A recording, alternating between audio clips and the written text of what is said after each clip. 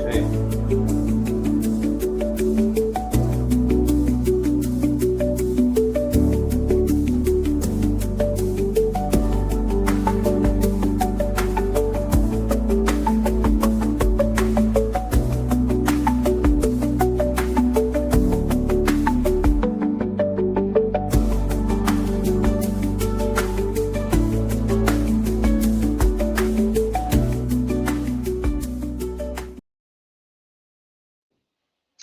Well, hello everyone. Thank you for joining us today for our second webinar in the series of Scaling Smarter. Before we jump into the webinar today, let me just quickly introduce us. My name is Steve. I am the CEO of Code Ninja Studios for the last 8 years, originally from Chicagoland area, and I'm being co-hosted with Christophe, the CEO and founder. All right, it's a pleasure to be here this afternoon. I always love a chance to connect with the audience and just talk together. So I'm looking forward to this time. Great. And there, if you could put up the slides. The topic today, of course, is hidden secrets of outsourcing companies. And it's really a topic that's close to Christophe and I's heart in terms of really wanting to help companies choose great partners. And for us, these hidden secrets are things that have come across the 10 years of time that we spent hearing from potential clients, as well as observations, and also some of the little things that we picked up from the industry as a whole. Some of them may be surprisingly secret in terms of they're actually common knowledge, but we found that people don't actually ask them. And some are actual secrets that we've seen as observations that we've seen in the industry. So if we kind of want to go to the next slide, I want to start us off by really talking about how do we find good partners. Now, the reality is it's best if you can have referrals, right? If you can have someone who's used a software outsourcing company before to refer a potential partner to you. But we know that it may not always be easy to find a partner that way in terms of if you don't know anyone who's used an outsourcing partner. But even if you do, it's good to have a few options to just research, because even though a referral helped work for one client, it may not work in the same way for you. So it might be good to have a little bit of different options to play. And so one of the quick things I want to point out is that the software outsourcing industry is a crowded field. It is humongous. And so what I'm showing right here is Clutch is a website that companies can list their services on their directory. And as you look here on the IT services and outsource support page, you can see on this one directory alone that there are 48,000 companies. And I can tell you that that's just a small portion of how many companies are out there. And so 48,000 is a lot of companies. And so it's really hard how do you research choosing a good partner with such a huge field? And so some of the things that we want to share with you are the little things that we picked up on the way. Can you go to the next slide, Theory? Now, one of the things I want to start off with is this is also from a website that basically scrapes information from different geographies. And this is basically from India. And India represents what I would say the best and the worst of outsourcing. They're known to be the software outsourcing capital of the world. And there are some great companies out there. We have partners that we work with out there. There are some great ones. But we've also heard many horror stories come out there, right? And so one of the things that I want to show is even in India alone, it shows that there are about 65,000 companies, software companies alone, just in India. And the average age of software companies in India is about 4 years and 6 months. And that would be kind of my first tip and hidden secret, which is really when selecting a partner, there are going to be some companies that might be really good that have a small amount of experience. But I think it's best if you can choose a partner that has at least 5 years, and more is better. Because as 5 years, they've gotten past the startup phase, they've figured out their processes, they've become a little bit more stable, they're not running around trying to figure things out. And so what you're going to get is a little bit more of a refined practice and process. And so the longer that they've been in business, the better. And so if you do a search, it's something to quickly filter out and say, hey, let's look for companies that have 5 years or more experience so that you can reduce that research down a bit. The next thing, if you go to the next slide, Terry, is, you can look at those websites like Clutch that basically have reviews and some basic information. And we live in a world that are surrounded by reviews, right? 5-star this, 4-star that. And it's helpful. We've been using it for a while now. But the thing that, of course, people have figured out is, as useful as something is, there's a way to game it for advantages. And so this picture and this article link is basically from CNN, which talks about how reviews are faked in places like Vietnam and China and different, smaller countries that use, cheap labor and these huge mobile farms to quickly mass produce good reviews for companies so that they can get more clicks and more purchases. And so you want to look at reviews. They can be helpful, but you want to take it with a grain of salt. So while reviews can be helpful, please know that they can easily be faked. You go to the next slide. So if reviews are helpful, but they can also be fake, I would say that the biggest thing to do when selecting an outsourcing partner, and one of the secrets is, there are case studies, of course, and testimonials on most websites. Those are good. I mean, there are marketing materials, and you should look at them. But really, nothing is going to shortcut really knowing a partner by asking their customers. I would make sure that anyone that you're pursuing, you would ask for at least 2 to 3 customers, long-term customers, ones that have been with them more than 2 years, especially if they're in the same sector that you are working in. You should ask for those referrals, because there you can ask really detailed questions about, how long did you work with them? How many developers did you hire? What were their levels? I mean, were you overall happy with the quality delivered? Would you recommend them? Why? And you really get to vet a lot of the core questions that are close to your heart. And we realize that many people never asked us for that. And that's, I think, a very important thing. Let me give my story. As we were actually outsourcing a marketing outreach company at one point, and I talked with the founder and I asked him, have you ever worked with a software outsourcing company before? And he was like, yeah. I was like, can I get a referral? And he said, yeah, there's this client here. And lo and behold, when I asked for it, he never gave it to me. And when I pushed for it, he kept on saying, oh, I'm going to give it to you. And then by the third time, he just kind of like completely ghosted me. And so it's a quick check, because if they don't have the people, you can quickly remove them from the list, because basically when you ask them to show up with proof, if they don't have it, it's a good chance to eliminate from the list. So you really do want to find good clients and interview them who have good long-standing partnerships. The last thing from my side is, you want to know what their guarantees are. Most of the reputable software outsourcing companies have some sort of guarantee, and guarantees protect you, the end client. Companies will have them because they want to protect their reputation. And so because of protecting reputation really will help you. And let me give an example. For us, we do several different things as services. One of the offerings that we give is a consultation for MVPs, for the minimum viable product.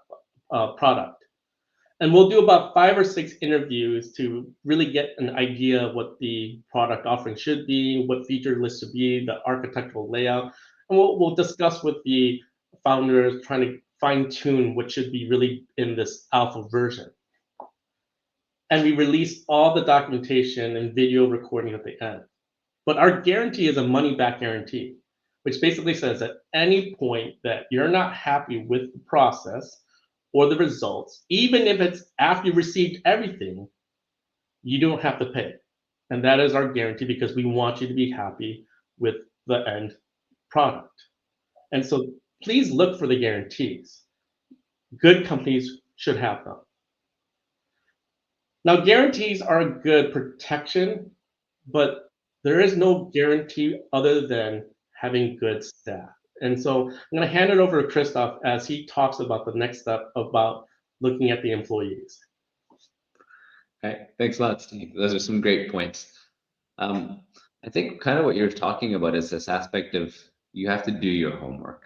Like you can't ultimately just trust what people say. You can't trust what the internet says, oddly enough. And so I think this is the same type of situation where we find, even when it comes down to employees, they're really the people who are going to be doing the work. And so how can we make sure that they're solid employees? So I think one of the things that we can all know if you've hired people is that great talent is hard to find, but what you'll find is keeping it is even harder. And I think that's one of those things that you're looking for in a partner. And for example, here's off of the slide is from the U.S. Bureau of Labor and the statistics. It demonstrates that in the U.S., software developers have an average turnover rate of around 57.3%, which is pretty massive. And the funny thing about that is, I'd say in developing markets and in offshore markets such as India, Eastern Europe, or even Vietnam, in a lot of places in big cities, it could even be higher than that.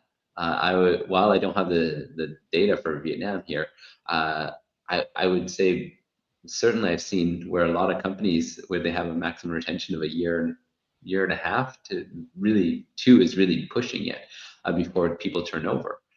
And so I think that's a sign that something isn't quite right. I think it's a sign of the health of the culture of the company. It's a sign of other problems. But I don't think I need to explain to anybody the types of consequences that you'll have on your project when you have massive turnover happening all the time.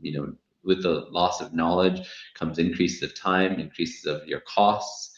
And so I think this is one of those things that you really need to head off. And I think that you can find ways to do this. I think one of the first things I recommend when you're doing that homework and you're interviewing any potential partners is asking them, well, what is not only the hard types of questions, it's, one of the around culture. How do they sustain their staff? How long are their retention rates?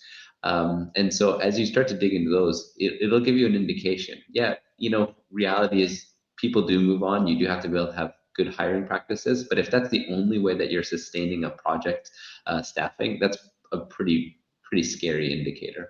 And so one of the tricks that is a bit of the hidden secret in doing this is on the next slide, I've got a couple screens that show LinkedIn. This is one of the tricks that I recommend. What I would do is 2 little quick slides here is once you go find out from who the partner is that you're interested in, you can find out who it is that they're recommending to work on your project, and they can give you specific names. Sometimes they can't.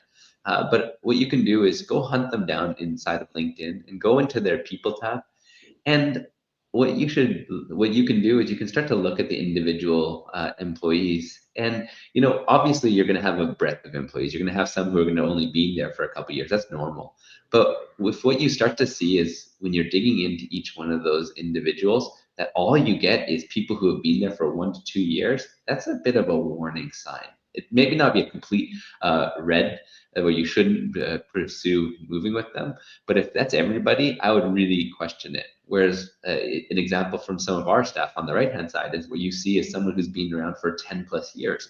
And so that's probably a really healthy sign.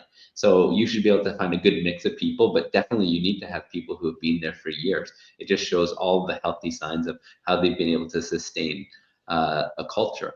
And I think one of the things about staff is it's a good indicator because they're always looking to grow. They're looking for the greatest opportunities to keep on developing new technologies and to really be at their best. So I think it's also a good indicator that the team has a good culture. It has probably good pay, good benefits, but it also shows that they're probably going to be cutting edge, most likely, because they're a team that are continuing to challenge their staff.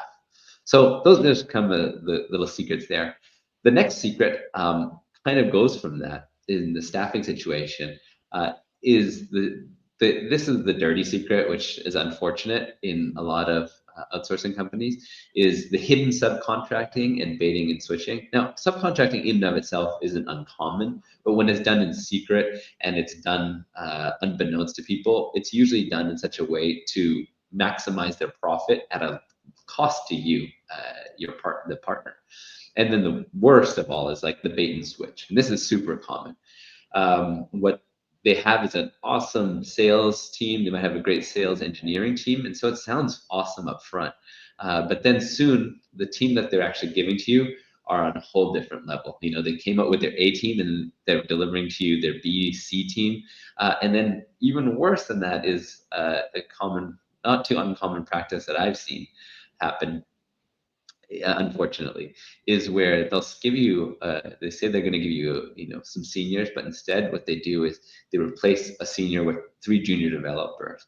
And so as they're working, it looks, the front looks like it's getting done, but the quality and all of the code smells that are being embedded are just starting to just rack up with all these juniors. And so that's not one of those things I really recommend watching for. And I have one of our clients had this situation happen. Oddly enough, it was out of Western Europe in Portugal that they were outsourcing to. And so as they hired the team, they thought, okay, this should be a solid team coming from Europe.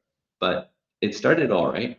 But soon what they found was over time, it was starting to degrade. The quality, delivery, pace, everything was starting to degrade.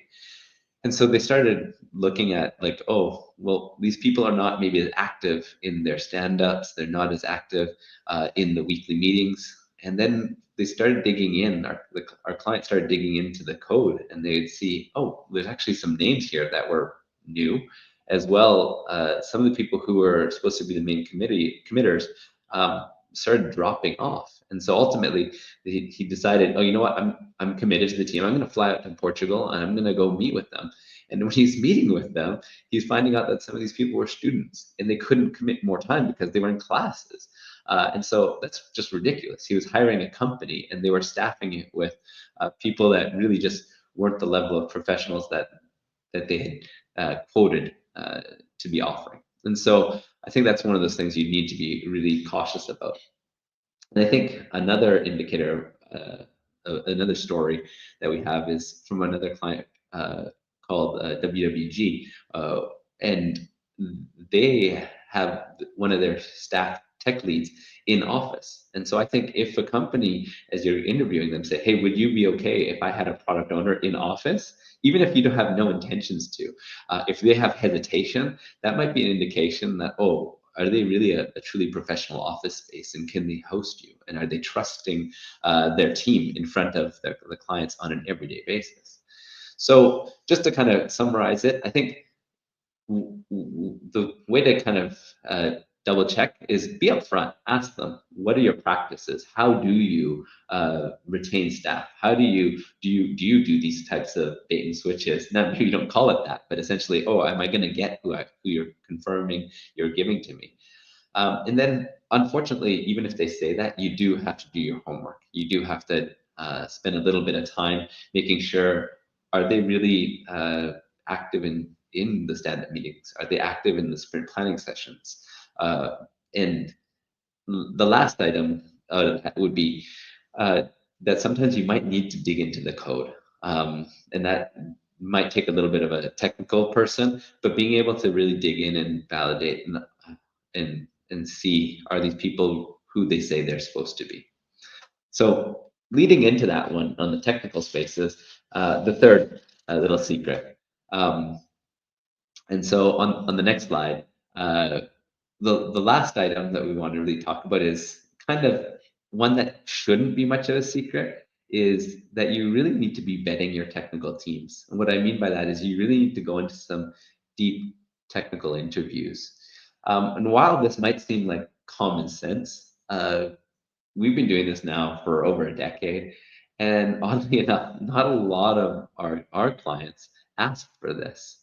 And it's been fortunate for them because we make sure we have a highly competent team, and we deliver within professionals. But that's not always the case, and unfortunately, you can't take every every salesperson at their word. And so you really should do a deep technical interview with the team members and any other form of interviews that you might need. If you're doing things like you're going to have a scrum master or product owner, you really should have somebody who's interviewing at a deeper competency level. And so I know for some of the startups and other founders, they may not have a person on staff if you're not really a CTO or highly technical. In that case, I really recommend that you go and ask a friend. If you're part of a startup community, is someone willing to share a bit of their time to be part of the interview starting process and help you over the next month or two to vet and make sure everything is trusted. And another case is maybe just finding a trusted consultant that you can hire, at least for the interview process and getting everything started. Because the thing is, nowadays, especially with ChatGPT, it's pretty easy when you're just sending things over Slack or over emails to kind of make it sound really good, but not really be truthful. Whereas when you're interviewing people, especially when you're moving outside of the sales team and you're interviewing engineers, their ability to kind of make things up is not quite to the same level. So you're really going to get probably a pretty truthful story. And so when you're doing those interviews with them, ask them technical things, go into their engineering capabilities, their development practices, their architectural capabilities, infrastructure capabilities, security practices, but also go into some of those soft skills areas, saying, oh, how do they deal with human interaction? How do they deal with different things in the company? And there's also that chance to even ask some of the questions before. How do they like the company? What's the culture like? And as you get a real individual, you're going to get a real sense of if they're the right competency, but also if they're the right cultural fit. And so this is one of those secrets that shouldn't be so secretive, but sometimes people don't want to spend all the additional effort. But for the potential risk, I'd say it's well worth it. And so we have examples of this. Like I have, unfortunately, a negative example where we had a client called Niall, and they came to us for a consultation, and they were really happy with the consultation.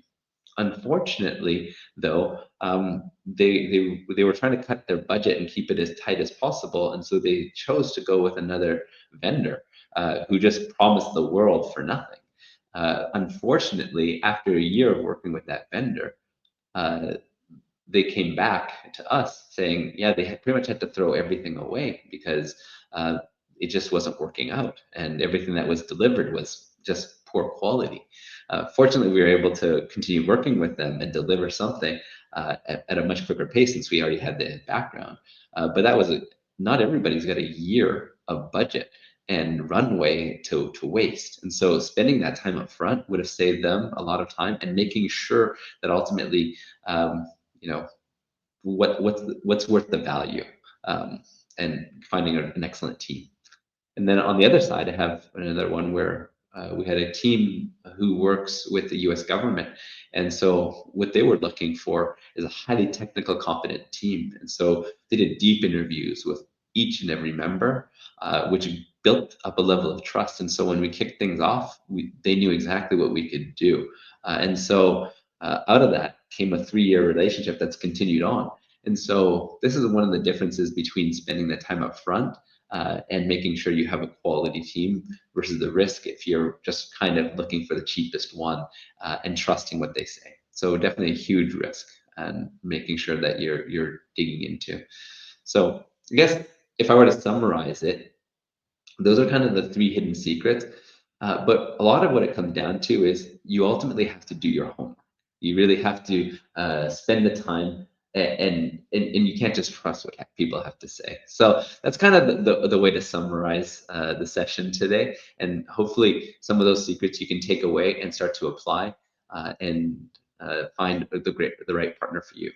So just before we wrap up, just a quick little on the next slide.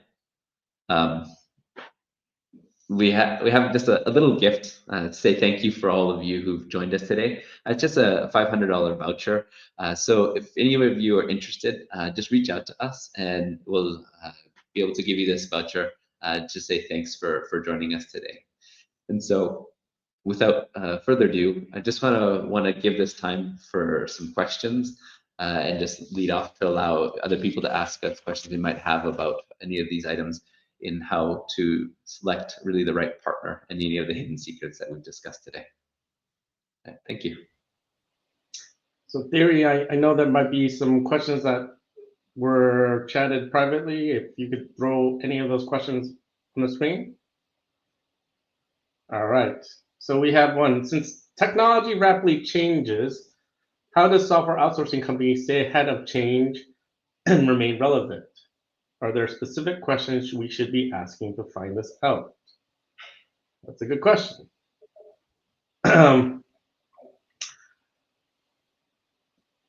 I would say, of course, software outsourcing companies have to stay ahead of change, and they have to constantly be investing. Otherwise, they quickly will fall behind. Um, so for us, one of the things that we have is we do have what we call a bench, people that are sitting on the side that are ready to jump on any new project so that the turnaround time of building a new team for a new client is shortened. But when they're sitting on the side, they're actually working on internal work, internal project, internal R&D. And one of the things that we commonly do, especially nowadays, AI is the buzzword for everything, right? AI everything. And so, of course, we've done AI in multiple ways right now. We've been using AI as an assistant to coding. So we've been using that to quickly build features on internal work that we want for ourselves to see how we speed up our coding practices so that we can deliver faster for our clients. We're also using it and exploring it as a MVP tool. There are UI UX modules where you upload pictures and then it spits out code, and hopefully you can get a quicker MVP. And we've also built our own internal AI chat guru that you can ask it questions and it feeds in. We fed it the company, HR policies and all the different things within our company so that it gives us the right answers from our employees. And so those are all things that, yes, you do want to ask, say, hey, do you have an R&D department? Do you have AI related research, or how do you stay ahead? You do want to ask those questions.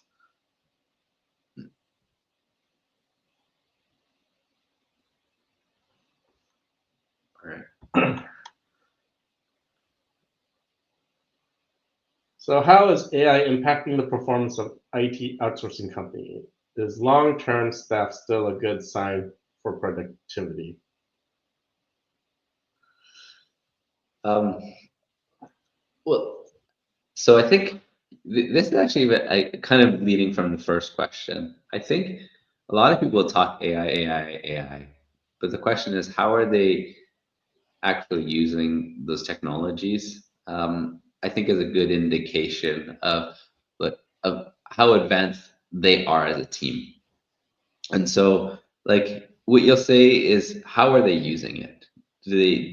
How are they producing it, and how are they taking those to speed up so that by ultimately they're cutting down on your costs? How are they using those tools? So as they discuss it, I think they should be able to give examples of what they're doing with AI to speed things up. How are they using AI? And not only just AI, I would say just overall best development practices to speed things up so that they're delivering as quick as possible at a high level of quality. That's the thing, because I think a lot of times when you get really cheap teams, they might say things, but ultimately they don't know how to really truly deliver on it. They'll say, yeah, we use AI, but they don't really quite understand. They talk with ChatGPT, but they're not really optimizing their process and the workflow. For example, like Steve was saying, when you're producing your UI front end, are they using AI to quickly push something out? Now, again, I'm not saying for total final production, but if you're doing it for MVP or for proof of concepts, there's some really quick tools. And so how are they using those to optimize for speed? So that's one. And as far as it relating to staffing, I mean, I think this is one of those situations where the world is seeing it. The question is, how is AI going to affect the amount of people you need to do the same jobs? So I think the great thing here is that I don't think it changes staffing so much is that it's going to be right-sized staffing. So that way you're not having to hire as many people. You know, when we built websites 20 years ago when I started, you needed a huge team to do just the most basic of things that now you can do in days.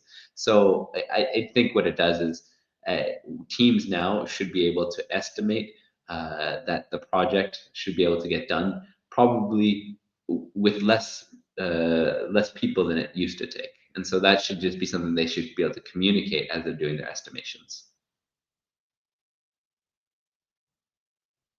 All right. What should I ask when requesting references from past clients, and why is it crucial? I mean, at the end of the day, you want to ask questions that are really close to what you care about. Now, I mean, first, I would be asking for references that might be in the vertical that you're working in. Like, for instance, if you're working in real estate tech, then you may want to ask for references in that space. Uh, Really, what you're looking and why it's critical is you're really looking for um, basically past experiences, right? It's like a review, but you're actually getting more to it. And so all the questions that we went through, all the things that we talked about in this webinar was really talking about, let's get to the specifics. One of the reasons why we did this webinar is there's a lot of weblogs out there that tell you, here's a general way to pick good outsourcing. And it's not that that information is bad, it's just very generic. And the devil's in the details. And so when you ask for referrals and you get to talk to someone who's actually worked with this outsourcing company, you actually need to ask all the specific questions, like how big was your budget? How much did you spend? Who was working for you? How often did engineers come off that project? Because you want to see if there's a lot of turnover, right? Um, how what was the communication like working with them?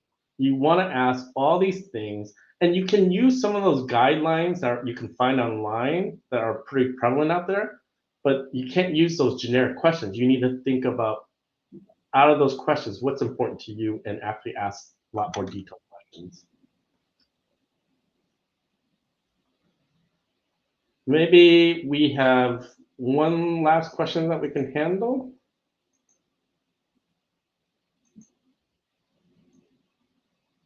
Is there any other question on the in the repo? All right. I also read a lot about communication challenges and outsourcing. Are there specific questions we should ask to find out if a potential software outsourcing company is a good fit based on, not sure what the rest of that is, but I think we got enough of it. Christophe, you want to take the first stab or? Yeah, sure, happy to. So I think well, today we talked a lot about the technical parts and digging into that. I think that's the starting point, and that's why we started a lot of the details about digging into doing your homework about who the people and who the companies really are. So talking to their past partners, their clients, and talking to their staff, and then really getting into the details. That's just kind of what I would say is the starting point. That just makes sure that you have quality to start from. But the communication is then what's necessary. So that way, the remainder of the project over the next, whatever the duration of the project is, whether that's a few months or a few years, whether it's ultimately going to succeed. And so I think what what you need to do is understand how is their delivery, what are the systems they put into place, like do they use agile? If so, what style do they use? Are they more Kanban? Are they sprints? What is the amount of communication you need to feel comfortable as the main stakeholder? Do you say, oh, I want to be able to have updates every day? And so are they willing to do that?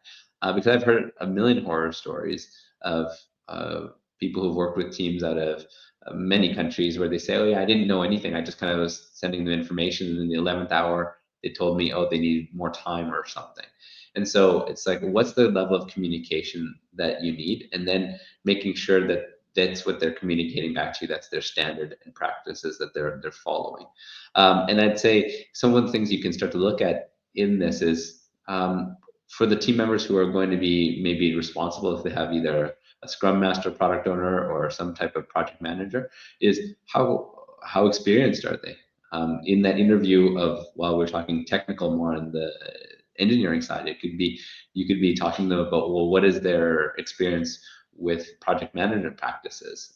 Are they PMP certified? Are they Scrum Master certified, product owner certified? And how have they done that? And so I think there are just as much in that last point of interviewing the technical, that could be technical as a product manager as well, or product owner, or whatever that role is that you're looking for. So I think there's a part to make sure that they actually have true experience and have tactics and strategies that are commensurate to what you're looking for as a partner. All right, I think we have one last question here. And it's from Janine, which says, what red flags should you watch out for when verifying the expertise of developers working on your project? That's a good question. I'll start us off, but I'm the lesser of the technical people on this call. Christophe probably could speak more. So let me just say, that's a good question, because even in our own interview process, we get CVs from people that we're looking to hire. And CVs, we get good CVs that look good, but when we get down to the interview, we actually find, hey, they're not really, all their CV is all talk. They don't really actually have good practices. And so going back to what Christophe shared earlier in the slides, which is really doing a deep technical interview, if you can have someone do a technical interview, usually those red flags will show up pretty quickly. If they don't know what they're talking about, or they have no clue of some of their practices. So let me start off there, and then I'll let the deeper technical person share a little bit more. Yeah, sure. I think it's a little bit like, almost like ChatGPT. When you ask ChatGPT to answer certain things, now it's getting better and better, but it tends to answer in generalities. And so one of the things that you should be looking for as a red flag is when you're talking with them, they talk in generalities. It's kind of also like what Steve was saying, when you interview somebody and suddenly say, oh, I did all these things, it sounds too good to be true. Then you ask them, well, what did you do? Not, hey, what did the team do? Yeah, the team delivered something amazing, but all you did was deliver on the button. So I think when you're talking to them, we need to ask them, what exactly did you do? How did you do it? What was your contribution? And then ask them about the challenges. Ask them about like getting into the nitty gritty. And so if you are technical, then you can actually get into like, well, why was that a challenge? How did you deliver on it? What were the some of the patterns you used, or what were some of the methods that you applied? And so that's where you can get into the details of it. But if you're not too technical, what you're looking for is, if they answer always in generalities, and if it sounds too good to be true, it means they're probably talking more for the team than they are for themselves. And so they really need to be able to demonstrate what it is they've done. All right. I think that's all the questions and all the time that we have for tonight. Again, we thank you for everyone who joined us, who spent the time, the last 30 or 40 minutes with us. Of course, we would hope to hear from you on your journey. If you need any help, feel free to reach out to us at Code Engine Studios. Again, any of the people who are registered at the event and the emails, we will send a voucher, as well as, I believe, a question book of questions to ask potential outsourcing companies as well. And so thank you for joining us, and have a good rest of your day. Bye.